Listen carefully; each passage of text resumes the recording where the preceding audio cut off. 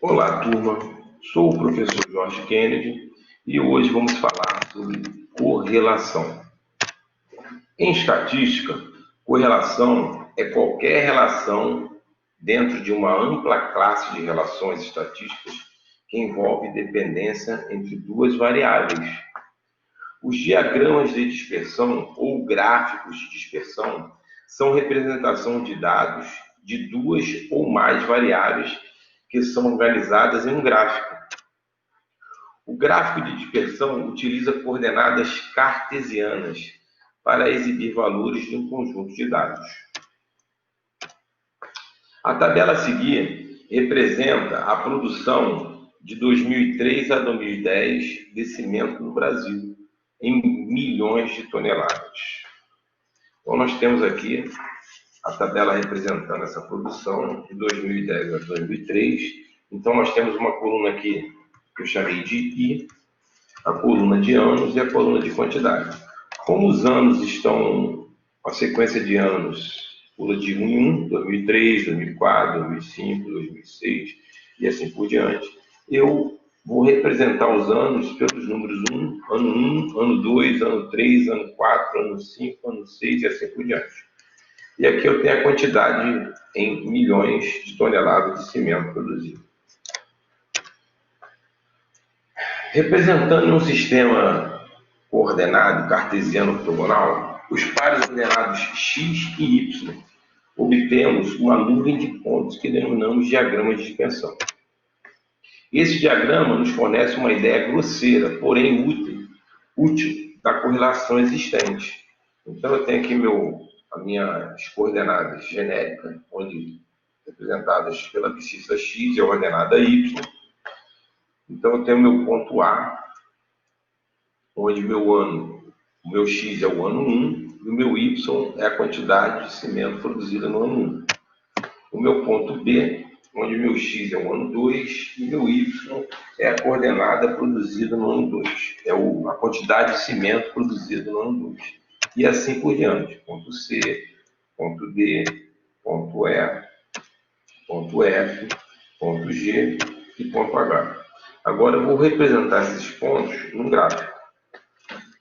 Então eu tenho aqui o gráfico onde o meu eixo horizontal é o eixo do x e o eixo vertical, que é o eixo dos y. No meu eixo horizontal, está representando os anos, e no meu eixo vertical, a produção, a quantidade de cimento em milhões de toneladas. Então, eu tenho aí o ponto A, que é o ano 1, que tem coordenadas x igual a 1 e y igual a 35,1. O ponto B, que tem coordenadas x igual a 2 e y igual a 36. O ponto C, que tem coordenadas x igual a 3 e y igual a 38,7. O ponto D, que tem coordenadas x igual a 4 e y igual a 41,9. O ponto E, que tem coordenadas x igual a 5 e y igual a 46,6. O ponto F, o ponto G e o ponto H. Os pontos obtidos vistos em conjunto formam uma elipse em diagonal. Podemos imaginar que quanto mais fina for a elipse, mais ela se aproximará de uma reta. Isso é verdade. Dizemos então que a correlação de forma elíptica tem como imagem uma reta, sendo por isso denominada correlação linear. Como a relação em estudo tem como imagem uma reta crescente, ou seja, uma reta crescente, ela é chamada correlação linear positiva, ok? Então, vamos observar agora as correlações. Assim, uma correlação ela pode ser linear positiva, se os pontos do diagrama têm como imagem uma reta crescente, está aí. Ela pode ser linear negativa, se os pontos têm como imagem uma reta decrescente. Está aí o gráfico representando. Não linear, se os pontos têm como imagem uma curva. E se os pontos apresentam-se dispersos, não oferecendo uma imagem definida, concluímos que não há relação alguma entre as variáveis em estudos. Aí o gráfico representando aí representando que não há relação, uma nuvem. Bom, o coeficiente de correlação linear, que nós vamos chamar de R, né, é um instrumento empregado para a medida da correlação linear. Este coeficiente deve indicar o grau de intensidade da correlação entre duas variáveis e ainda sentido dessa correlação, positivo ou negativo. O coeficiente de correlação de Pearson tem essa fórmula aí, ó, né, onde N é o número de observações, os valores do limite do coeficiente de correlação R, ele varia de -1 a +1. Isto é, o valor de R pertence ao intervalo fechado em -1 e fechado em +1. Ou seja, ele nunca vai ser menor que -1 e nunca vai ser maior que +1. Ele sempre vai estar nesse intervalo entre -1 e +1. E aqui nós temos os elementos da fórmula, que são, na realidade, as colunas. Então, aqui é o somatório da coluna XY, é o somatório da coluna X, é o somatório da coluna Y, é o somatório da coluna x ao quadrado, é o somatório da coluna x elevado ao quadrado. Aqui eu tenho o somatório da coluna y ao quadrado e o somatório da coluna y elevado ao quadrado. Então, vamos ver como é que isso funciona. Se a correlação entre duas variáveis é perfeita e positiva, então R é igual a 1, ou seja, significa que é uma reta. Se a correlação é perfeita e negativa, então R é igual a -1. Também é uma reta, só que crescente. E quando R for igual a 1, a função é crescente. Se não há correlação entre as variáveis, então o meu coeficiente de correlação é zero, é nulo.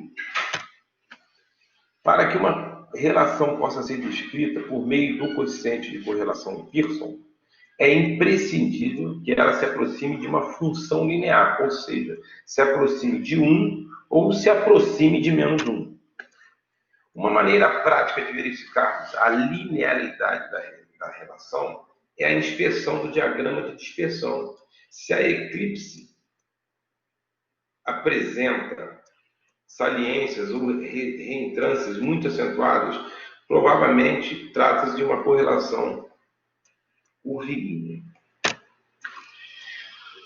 Para podermos tirar algumas conclusões significativas sobre o comportamento simultâneo das variáveis analisadas, é necessário que, se o coeficiente de correlação linear, se o módulo do coeficiente de correlação linear for maior ou igual a 6, ou menor ou igual a 1, ou seja, se tiver um intervalo maior ou igual a 6 ou menor ou igual a 1,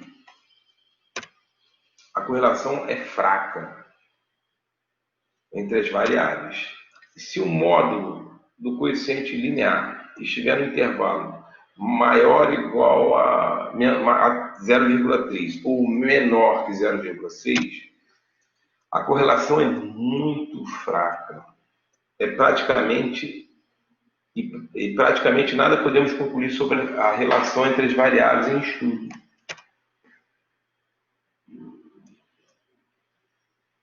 Bom, e vamos retificar então, né?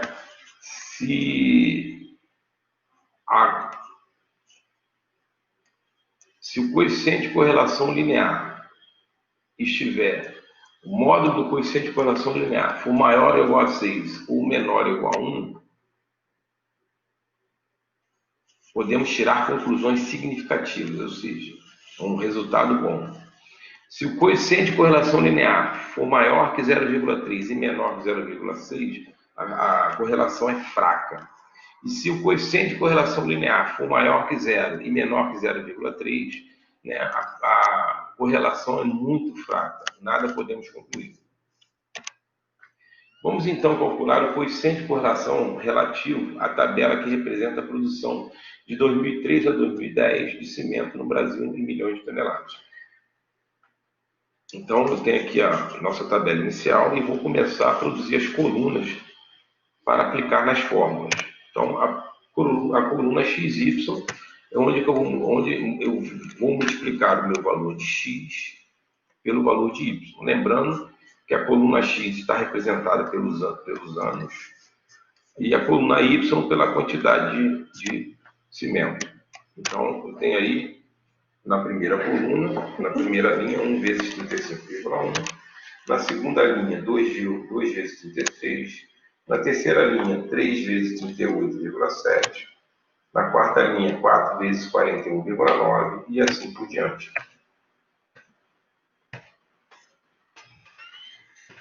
Bom, e a coluna x ao quadrado? Então, na primeira linha eu tenho 1 ao quadrado, na segunda linha eu tenho 2 ao quadrado, na terceira linha eu tenho 3 ao quadrado, na quarta linha 4 ao quadrado e assim por diante. A coluna y ao quadrado, então na primeira linha eu tenho 35,1 ao quadrado, na segunda linha eu tenho 36, ao quadrado, na terceira linha eu tenho 38,7 ao quadrado, na quarta linha eu tenho 41,9 ao quadrado e assim sucessivamente. E produzindo as colunas, né, com os seus respectivos somatórios, então eu tenho o número de observações é igual a 8, porque eu tenho 8 anos. Em 8 anos eu observei a produção. Eu tenho o somatório da coluna X, que é igual a 36. O somatório da coluna Y, que é 360,9. O somatório da coluna XY, que é 17.769,1. O somatório da coluna X ao quadrado, que é igual a 204. O somatório da coluna y ao quadrado, que é igual a 16.891,93. E agora eu vou aplicar esses valores na fórmula. Então, eu tenho a minha fórmula aí, vou substituir os valores, conforme identificado anteriormente, né, e chego à conclusão que o meu coeficiente de correlação é igual a 0,98.